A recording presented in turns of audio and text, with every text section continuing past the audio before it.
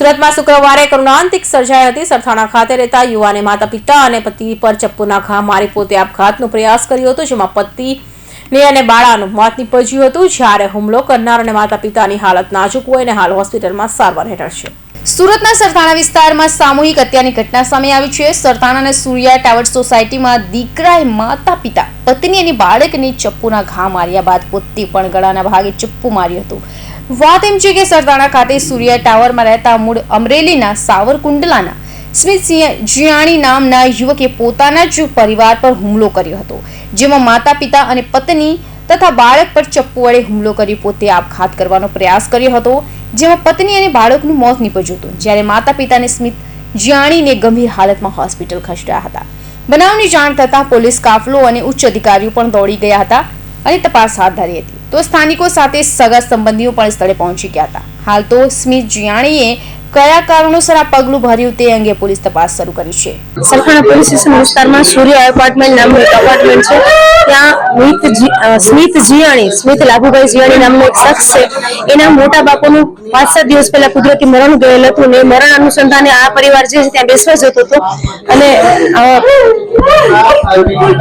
ત્યાં બંને પરિવાર, બંને ભાઈઓનું અગાઉથી કઈ મંજૂર હશે એના કારણે થઈ અને એમને જણાવેલ કે હવે કાલથી તમે આવતા નહીં, એ બાબતે નાના મોટી બોલાચાલી થયેલ અને એનું દુઃખ મનમાં રાખી અને આજે સવારે સ્મિતે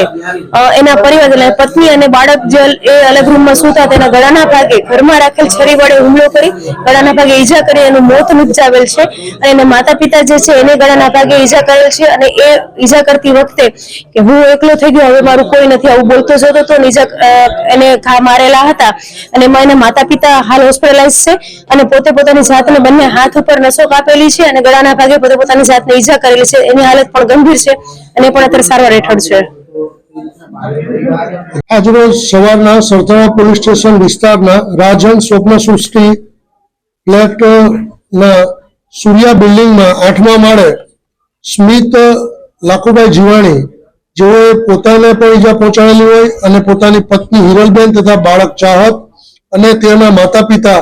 લાભુભાઈ અને વિલાસબેનને ગંભીર ઈજાઓ પહોંચાડેલ હોય તેઓ પીસીઆરને કોલ લાગતા સૌપ્રથમ સરથાણા પોલીસ સ્ટેશનની પીસીઆર અહીંયા પહોંચી ગયેલ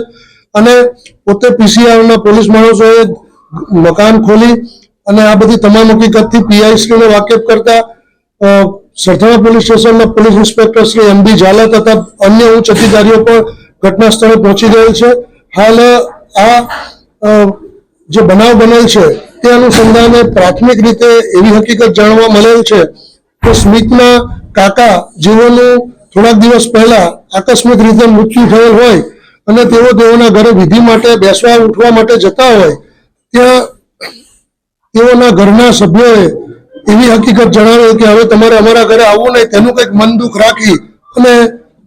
સ્મિતે આ બનાવને કરુણ અંજામ આપેલ છે। આ બનાવની અંદર સ્મિતના પત્ની હિરલબેન તથા તેના દીકરા ચાહતનું મોત નીપજેલ છે